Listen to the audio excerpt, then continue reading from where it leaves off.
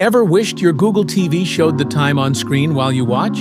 Let me show you how to add a clean clock overlay in just a few seconds. So let's get started.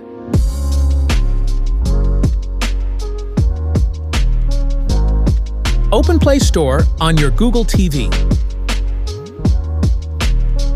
Go to Search Bar and search TV Overlay. Install TV Overlay app. Go to Home Screen.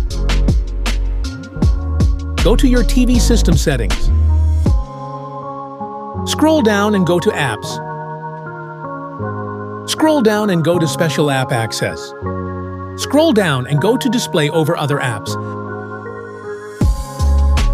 Scroll down and find TV Overlay app and turn on. Go to Home Screen. Open TV Overlay app. Click Start. Skip battery optimization. Go to Clock Visibility and increase Full. Go to Home Screen. That's it. You have a clock overlay in the corner of your Google TV. If you like the video, like it and subscribe for new videos. Thanks for watching.